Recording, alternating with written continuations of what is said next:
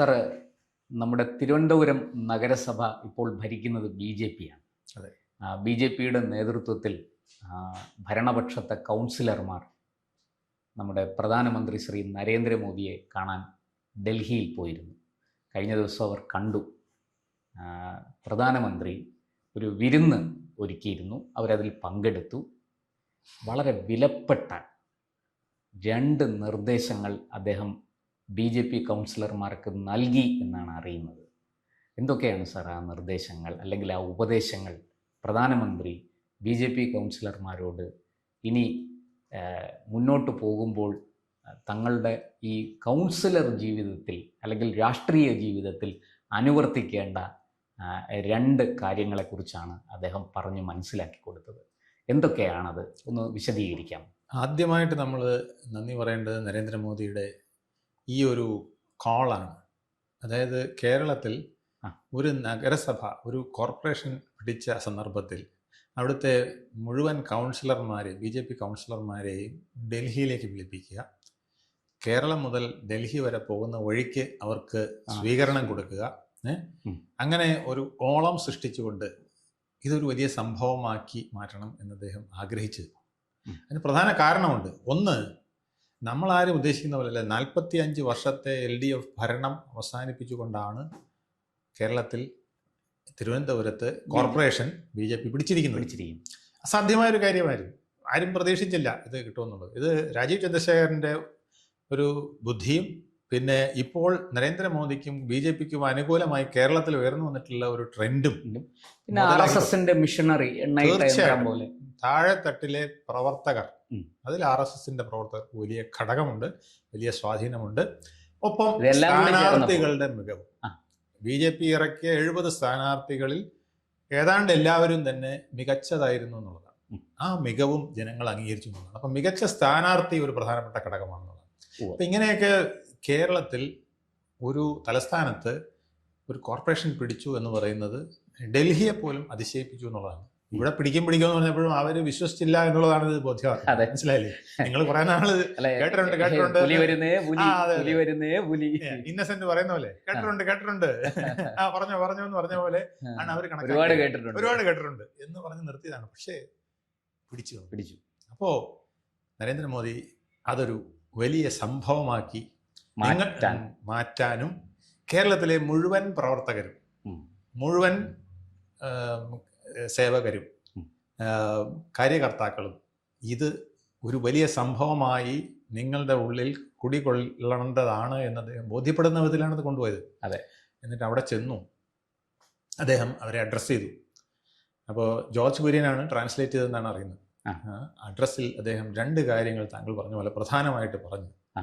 ഒരു അഡ്മിനിസ്ട്രേറ്ററുടെ പ്രധാനപ്പെട്ട കടമ, ഒരു രാഷ്ട്രീയക്കാരൻ്റെ പ്രധാനപ്പെട്ട കടമ, പ്രത്യേകിച്ച് ഭരണത്തിലിരിക്കുമ്പോൾ ഉള്ള പ്രധാനപ്പെട്ട കടമ എന്ന് പറയുന്നത് തൻ്റെ മുമ്പിൽ വരുന്ന ഒരാളെ പോലും പിണക്കരുത്.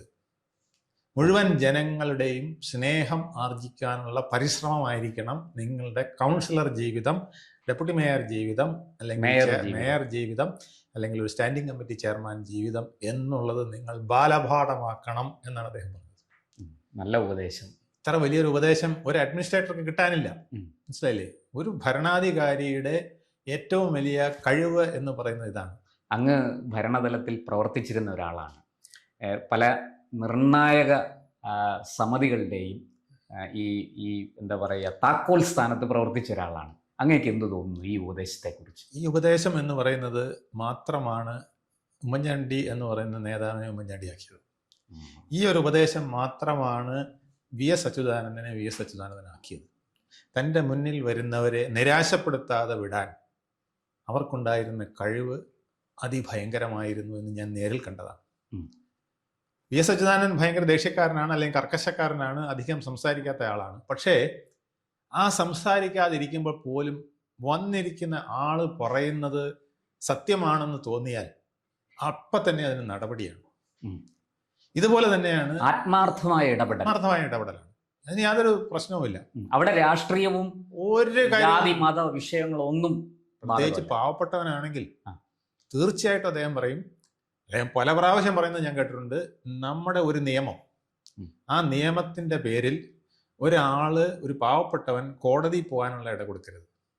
കോടതികൾ സാധാരണക്കാരനെ കുരുക്കുന്ന കേന്ദ്രങ്ങളാണ്. അവനെ സാമ്പത്തികമായും മാനസികമായും ജീവിതപരമായും കുരുക്കുന്ന കേന്ദ്രങ്ങളാണ് കോടതികൾ എന്നാണ് VS. ഈ നടപടിക്രമങ്ങളൊക്കെ വളരെ നീണ്ടു പോവും. അത് ഇന്ന് കിട്ടേണ്ട ആനുകൂല്യങ്ങൾ ചിലപ്പം 10 കൊല്ലം കഴിഞ്ഞാൽ 10 കൊല്ലവും 15 കൊല്ലം കഴിഞ്ഞായിരിക്കും കിട്ടുക. ഒരു കോടതിയിൽ നിന്ന് കിട്ടിയാൽ അടുത്ത ഉടനെ സ്റ്റേയും കൊണ്ട് പോവല്ലേ, പിന്നെയും സ്റ്റേ കൊണ്ട് പോവല്ലേ. ഇത് സുപ്രീം കോടതി വരെ പോയാൽ ഒരാളുടെ ജന്മം പാഴാകാൻ അത് മതി. അപ്പൊ VS പറഞ്ഞിരിക്കുന്നത് ഭരണത്തിന്റെ ഗുണം ചൂടപ്പം പോലെ ജനങ്ങൾക്ക് കൊടുക്കണം. അത് ഇന്നത്തെ മന്ത്രിസഭ വളരെ പഠിക്കേണ്ട ഒരു കാര്യമാണ്. കേരളത്തിലെ മന്ത്രിസഭ VS പറഞ്ഞ ഉപദേശം ഞാൻ ഇപ്പോൾ ഞാൻ VSന്റെ മന്ത്രിമാരിൽ ഒരാളുടെ അഡീഷണൽ പ്രൈവറ്റ് സെക്രട്ടറി ആയിട്ട് വർക്ക് ചെയ്തതുകൊണ്ട് എനിക്ക് അദ്ദേഹത്തിന്റെ മീറ്റിങ്ങുകൾ കേട്ടിട്ടുള്ളത് കൊണ്ട് ഞാൻ പറയുന്നതാണ്. എപ്പോഴും അദ്ദേഹം പറയുന്നതാണ്, സാധാരണക്കാരൻ നമ്മുടെ ഒരു നടപടി കൊണ്ട്, ഒരു നിയമം കൊണ്ട് കോടതിയിൽ പോകാനുള്ള ഇട കൊടുക്കുക. പിന്നെ കൊടുക്കാവുന്നത് എത്രയും പെട്ടെന്ന് കൊടുക്കുക. അദ്ദേഹത്തിന്റെ മുമ്പാകെ വെച്ച് താമസിപ്പിക്കരുത്. അദ്ദേഹത്തിന്റെ മുമ്പാകെ ഈ സ്വാതന്ത്ര്യ സമര സേനാനികളുടെയൊക്കെ ഒരു പ്രശ്നം വന്നുണ്ടല്ലോ, ഓൺ ദ സ്പോട്ട് ഓർഡറാണ്. എനിക്ക് നേരിട്ട് അനുഭവമാണ്. അത്ര ആത്മാർത്ഥമായിട്ടാണ് ഇടപെടുന്നത്. ഉമ്മൻചാണ്ടി ഇങ്ങനെ തന്നെ. ഉമ്മൻചാണ്ടി അതിന്റെ അപ്പുറമാണ്. ഒന്ന് കരയുന്ന കണ്ടാൽ ആ ആത്മാർത്ഥമായിട്ടുള്ള കരച്ചിൽ അദ്ദേഹത്തിന് പെട്ടെന്ന് അറിയാം. ഉടൻ തന്നെ ഓർഡറാണ്. അതിന് എന്ത് ചെയ്യാൻ പറ്റുമോ അത് അപ്പം ചെയ്യണം എന്നുള്ളതാണ് അദ്ദേഹം മനസ്സിലാക്കി. ഈ സെക്രട്ടേറിയറ്റിൽ ക്യാബിനറ്റ് ഒരു ഡിസിഷൻ എടുത്ത് മന്ത്രി കണ്ട് അത് ചീഫ് സെക്രട്ടറിക്ക് കൊടുത്ത് അത് കളക്ടർക്ക് കൊടുത്ത് അത് ലോക്കൽ ഓഫീസിൽ വന്ന് അല്ലെങ്കിൽ ഡയറക്ടറുടെ ഓഫീസിൽ വന്ന് പ്രാദേശിക ഓഫീസിൽ വന്ന് ഇത് ആൾക്ക് ഗുണകരമായി കിട്ടുക ദുഷ്കരമാണ്. അതിന് അദ്ദേഹം കണ്ടുപിടിച്ച മാർഗമാണ് ഓരോ ജില്ലയിലും അദാലത്തുകൾ. നിങ്ങളുടെ പ്രശ്നങ്ങൾ അത് മുഖ്യമന്ത്രിയുടെ മഹാരാജാവ് ചെയ്യുന്ന പോലെയാണ് അദ്ദേഹം ചെയ്തിരുന്നത്. അത് അങ്ങനെ ഒരു പ്രൊവിഷൻ നമുക്ക് ഈ സംവിധാനത്തിലുണ്ടോ എന്ന് സംശയം തോന്നുന്നതില്ല. പലരും അത് സംശയം പറഞ്ഞു, സാർ അങ്ങനെ എങ്ങനെ സാങ്ഷൻ ചെയ്യും? അങ്ങ് ഒരാളെ കാണുന്നു, അയാൾക്ക് ഉടനെ തന്നെ 35,000 രൂപ കാല് പോയി കൊടുത്തു. ഒരാൾക്ക് ഓപ്പറേഷൻ വേണം, ഇത്ര രൂപ വേണം. ക്യാൻസറായി അമ്മ മരിച്ചു, കുട്ടികൾക്ക് ആരുമില്ല എങ്കിൽ ആ കുട്ടികൾക്ക് വേണ്ടിയിട്ട് ഇത്ര രൂപ ഡെപ്പോസിറ്റ്. സാറേ, ഇത് പറഞ്ഞപ്പോഴാണ് ഒരു ചെറിയ സംഭവം ഓർമ്മ വരുന്നത്. പണ്ട് കെ കരുണാകരൻ മുഖ്യമന്ത്രിയായിരുന്നപ്പോൾ പ്രകൃതി ദുരന്തത്തിൽപ്പെട്ട് ഒരു അച്ഛനും അമ്മയും മരിച്ചുപോയി. കുട്ടികൾ 2 പേര് അനാഥരായി. കാസർഗോഡ് ജില്ലയിലെങ്ങാണ്ടോ ആണ്. അദ്ദേഹം പത്രക്കാരോട് ചോദിച്ചു, ഈ കുട്ടികൾ എന്തു ചെയ്യും? അദ്ദേഹം ഒരു സംശയവും ഇല്ലാതെ അവിടെ വെച്ച് പറഞ്ഞു, സർക്കാർ ഏറ്റെടുക്കും. ചീഫ് സെക്രട്ടറി അദ്ദേഹത്തോട് പറഞ്ഞു, സാർ അതിന് നിയമമില്ല, വകുപ്പില്ല. നിയമമില്ലെങ്കിൽ അത് ഉണ്ടാക്കണം, തീർച്ചയായും വകുപ്പും ചട്ടവും ഉണ്ടാക്കണം. അതിനാണ് ജനം ഞങ്ങളെ തിരഞ്ഞെടുത്ത് ഇങ്ങോട്ട് വിട്ടിരിക്കുന്നത്. അത് ഞാൻ നോക്കിക്കൊള്ളാം, ഇത് തന്നെയാണ് നിങ്ങൾ പറഞ്ഞത് ചെയ്താൽ മതി. ഇത് തന്നെയാണ് ഗൗരിയമ്മയും പറയാം, ചട്ടങ്ങളില്ല എന്ന് മാത്രം എൻ്റെ അടുത്ത് പറയരുത്. ഉണ്ടാക്കാനാണ് ജനങ്ങൾ നമ്മളെ തെരഞ്ഞെടുത്ത്. ജനങ്ങൾക്ക് വേണ്ടത് ചട്ടങ്ങളാക്കി അവരുടെ മുമ്പിൽ എത്തിക്കുക എന്നുള്ളതാണ് എന്റെയും തന്റെയും. അവർ താനെന്നെ വിളിക്കുമല്ലോ IAS-കാരെ, എന്റെയും തന്റെയും ജോലി എന്നുള്ളത് മറക്കരുത് എന്ന് പറയുന്ന, അതൊരു ആലപ്പുഴ ഭാഷയാണ്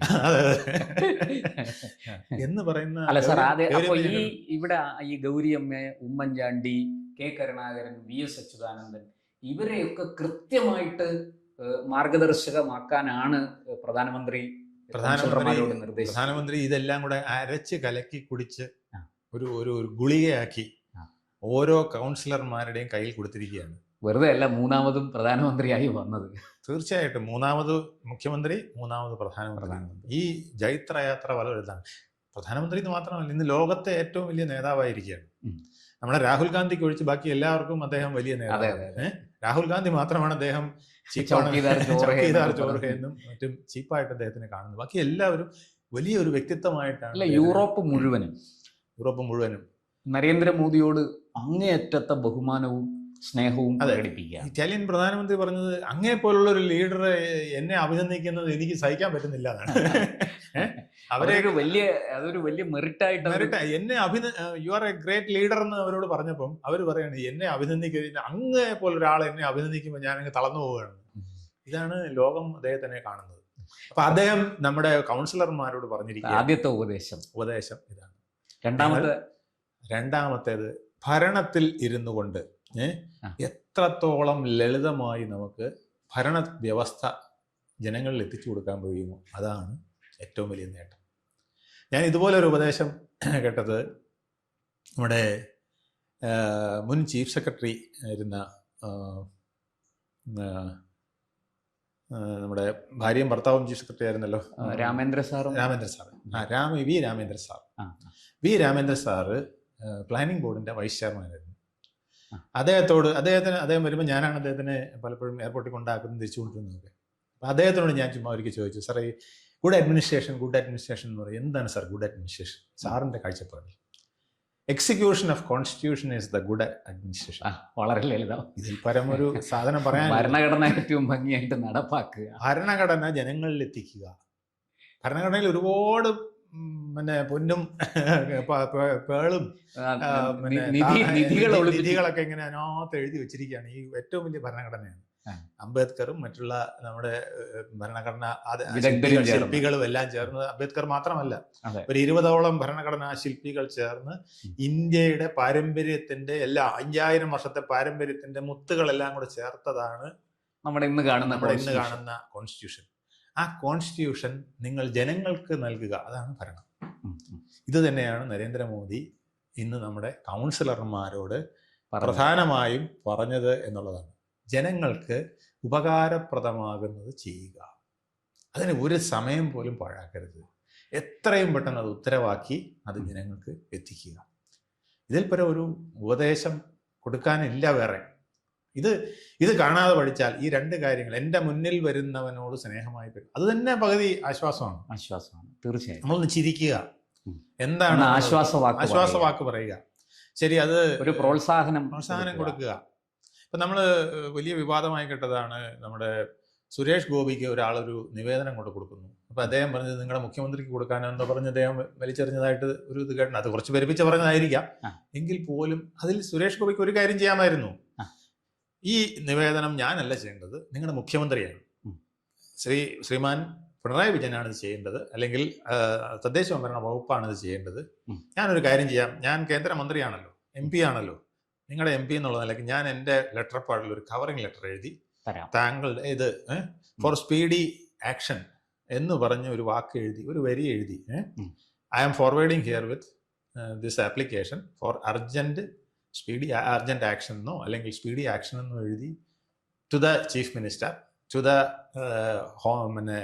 LSD മിനിസ്റ്റർ എന്ന് പറഞ്ഞിട്ട് ഈ പാവത്തിന് ഒരു കൺസേൺ ഡിപ്പാർട്ട്മെന്റ് എന്നിട്ട് ഒരു കോപ്പി ഈ പാവത്തിനും കൂടെ കൊടുക്കുക. അയാൾക്കുണ്ടാകുന്ന സന്തോഷം എത്രയാണ്.